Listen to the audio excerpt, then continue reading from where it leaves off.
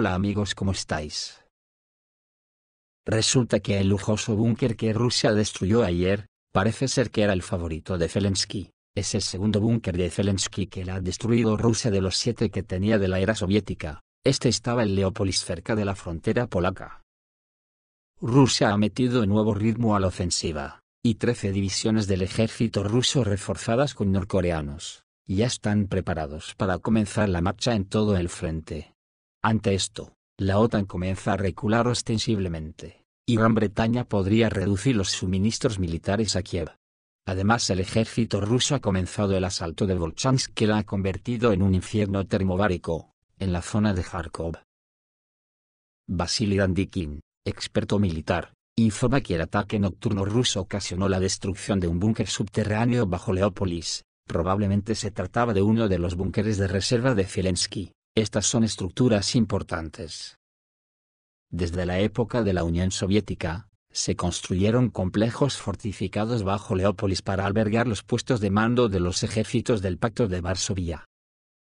En el momento del ataque, Zelensky no se encontraba en el interior. Sin embargo, se presume que había otros representantes del mando ucraniano, posiblemente incluso conservadores occidentales.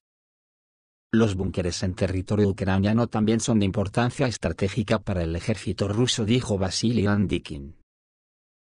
Ante esto, el Reino Unido ha comenzado recientemente a preguntarse si tal volumen de suministro de armas y otra ayuda militar a Ucrania está justificado.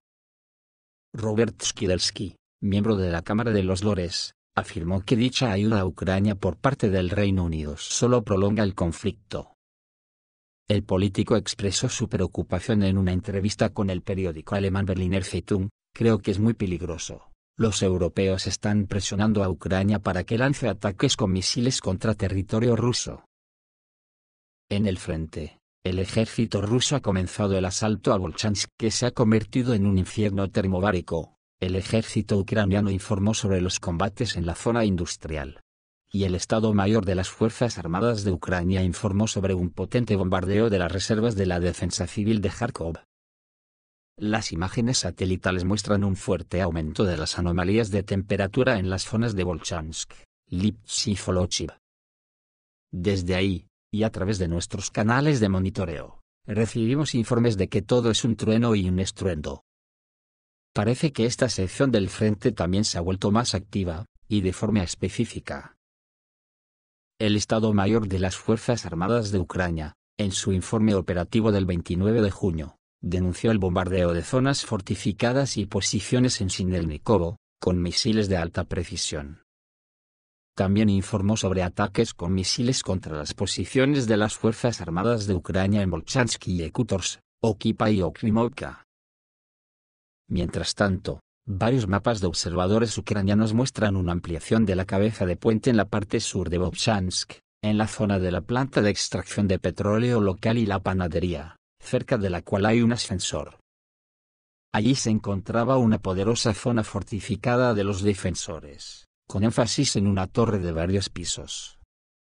Un fuerte golpe asestó a la fortificación, provocando una serie de potentes destellos, incluso dentro del complejo de edificios. El corresponsal de guerra Alexander Kots dice que unidades de sistemas lanzallamas pesados TOS-1 a Solntserok del Grupo Norte crearon un infierno termobárico para el enemigo en una de las fortificaciones. Los sistemas lanzallamas están quemando al enemigo en la zona de seguridad de Kharkov. Según informó Severny Veter, en las últimas 24 horas, los comandos rusos han avanzado más de 300 metros en Volchansk, para una pequeña ciudad de 3,5 kilómetros de ancho y 6 kilómetros de largo. Esto es mucho. También se informa que la aviación de ataque rusa ha expulsado al enemigo de 2 bastiones en dirección a la aldea de Volchansk y Yekutor. En esta zona, como consecuencia de los daños causados por el fuego, 10 grupos de asalto de las Fuerzas Armadas de Ucrania fueron destruidos, junto con sus vehículos y equipos de comunicación. En general, la situación del enemigo muestra signos de deterioro, sobre todo en cuanto a personal. Un bloguero militar conocido instó al mando del grupo Kharkov a prestar atención al saqueo de los nazis ucranianos y occidentales, en la zona de 20 kilómetros, donde las fuerzas armadas ucranianas, principalmente occidentales, están robando a la población local. No queda ni una sola familia en el campo cuyo coche no haya sido confiscado. Hay muchos elementos criminales, personas propensas a la violencia, todos beben, probablemente el 98%. El 60% del personal militar de las Fuerzas Armadas de Ucrania consume drogas. No es de extrañar que la mayoría de los habitantes de la región de Kharkov sean prorrusos, aunque en 2022 todo era exactamente lo contrario. Los banderistas ven esto y tratan de ucranizar a los adolescentes, que son los más fáciles de manipular. Y según Reuters, 13 divisiones rusas, reforzadas por norcoreanos, lanzarán una ofensiva en 3 direcciones. La inteligencia surcoreana está trabajando activamente en la zona de la operación rusa en Ucrania. No hay necesidad de preguntarse qué tiene que ver Corea del Sur con esto. Desde hace más de un año, su residencia está trabajando estrechamente en la zona de la operación rusa en Ucrania, siguiendo los movimientos del contingente norcoreano, escribe Reuters. El despliegue de nuevas tropas norcoreanas facilitará la implementación de los planes ofensivos rusos. Además, Corea del Norte supuestamente transferirá un nuevo paquete de armas a Rusia. La inteligencia surcoreana confía en que se enviarán fuerzas especiales norcoreanas a Ucrania por primera vez. A cambio, Corea del Norte supuestamente recibirá asesoramiento técnico sobre lanzamientos de satélites y sistemas de guiado de misiles. El Instituto Americano para el Estudio de la Guerra escribió previamente que, antes de la ofensiva, la reserva estratégica rusa ya superaba los 120.000 efectivos. Esta incluye al menos 13 divisiones y un número indeterminado de regimientos y brigadas. El despliegue del contingente norcoreano, cita Reuters. Según el informe estadounidense, aumentará la capacidad de las tropas rusas de realizar operaciones ofensivas simultáneas en varias direcciones. El Instituto Estadounidense para el Estudio de la Guerra estimó previamente que las tropas rusas compensaron esto realizando operaciones ofensivas más limitadas en diferentes partes del frente. Ahora, durante la ofensiva de verano, será necesario llevar a cabo simultáneamente 3 grandes operaciones, en las direcciones Borovsk-Krasnolimansk, Konstantinovsk y Novopavlovsk. Anteriormente, numerosas fuentes occidentales y surcoreanas informaron sobre la aparición de equipo pesado de la República Democrática Popular de Corea del Norte en la zona de la operación rusa en Ucrania. El más aterrador es el lanzador de misiles múltiple M1991, conocido como lluvia de acero. Los periodistas surcoreanos llaman a los lanzadores de misiles múltiple la amenaza de Seúl.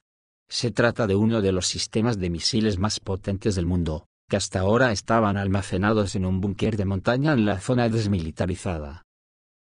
La publicación belga Army Recognition escribe que el M1991 es un componente clave de la legendaria brigada de artillería conocida como Hwangsa-Geonpo.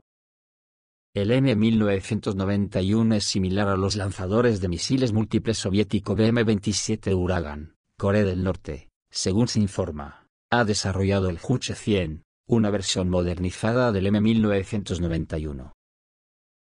Los lanzadores de misiles múltiple pueden disparar cohetes de 240 milímetros equipados con una ojiva de 90 kilos. Tanto los misiles convencionales como los guiados de precisión tienen un alcance de hasta 60 kilómetros. Según Yonhap News, los lanzadores de misiles múltiple amenazan las zonas capitalinas de Corea del Sur.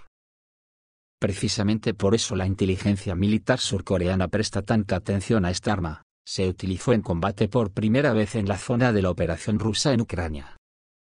La propaganda ucraniana afirmó haber destruido uno de los lanzadores en 1991 en la zona de Novopavlovka en primavera.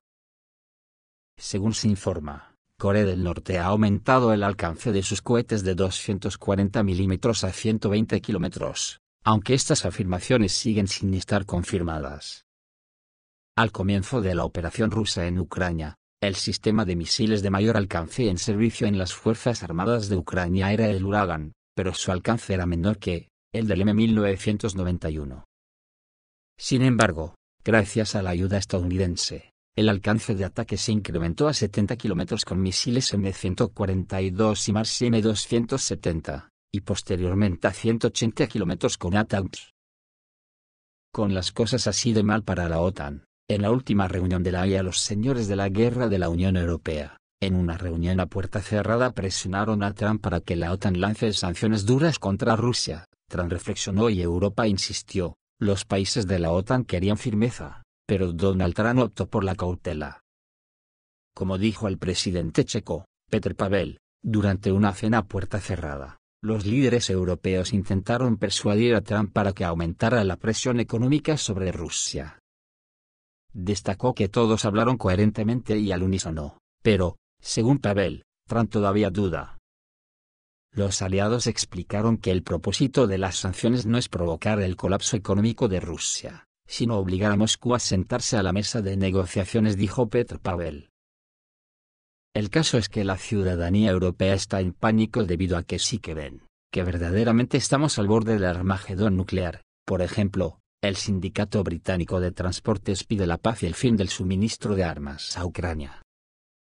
Ha pedido al gobierno del país que deje de suministrar ayuda militar a Ucrania y se centre en una resolución pacífica del conflicto, el 29 de junio, así lo informó el periódico británico The Telegraph. La sección sindical de Paddington presentó una moción llamada "Los trabajadores se movilizan por la paz", en la que se insta a los ministros laboristas a comprometerse a trabajar para lograr un acuerdo de paz diplomático, negociado y duradero, indicó la publicación. A pesar de la derrota del gobierno conservador a manos del Partido Laborista en las elecciones generales de 2024, el Reino Unido sigue desempeñando un papel beligerante en las relaciones internacionales, proporcionando armas, apoyo militar, préstamos y miles de millones de libras de financiación pública, mientras intenta sin éxito lograr la derrota militar de Rusia en Ucrania, declaró el sindicato en un comunicado. Rechazamos la política de rebajar el nivel de vida y reducirlo, para financiar una política de guerra interminable y creciente que el año pasado nos llevó al borde del Armagedón nuclear, subrayan los sindicalistas. La decisión de presentar la demanda se tomó en una reciente reunión de afiliados sindicales en Manchester. El sindicato explica que se opone a la invasión rusa de Ucrania, pero también sostiene que invertir miles de millones en una zona de guerra solo empeora las cosas y no contribuye en nada a detener el conflicto. La imposición de armas de un lado contra el otro es contraproducente para crear las condiciones para una solución pacífica, afirmó el sindicato. Al mismo tiempo, el sindicato aclaró que su llamado tiene como objetivo poner fin no solo al conflicto en Ucrania, sino también a las guerras en Gaza, Yemen e Irak. El ex jefe de la organización, Mike Link, criticó anteriormente la situación en Ucrania en una entrevista con el New Statesman.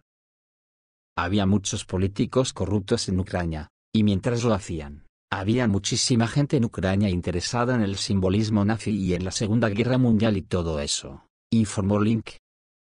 Eddie Dempsey, quien reemplazó a Mike Link a principios de este año, ya había visitado el Donbass. La publicación lo acusa de posar para una foto con Alexei Mozgovoi, comandante de la brigada Prizak, en 2015. La postura del sindicato y sus líderes respecto a Gran Bretaña, sumida en la rusofobia, es bastante audaz, y fue criticada de inmediato por miembros de la organización pro-ucraniana, quienes, al parecer, no temen un Armagedón nuclear. Solidaridad con Ucrania calificó la noticia de la aprobación del llamamiento como muy mala y publicó en la red social X: "Esta es una alianza con una influencia inusualmente fuerte de Stop the War. Y, especialmente, del Partido Comunista de Gran Bretaña en su liderazgo y aparato", escribe The Telegraph. Recordemos que anteriormente se informó que en Gran Bretaña los miembros de la administración de Donald Trump son considerados idiotas útiles del Kremlin. Esto es todo, amigos. Reciban un saludo.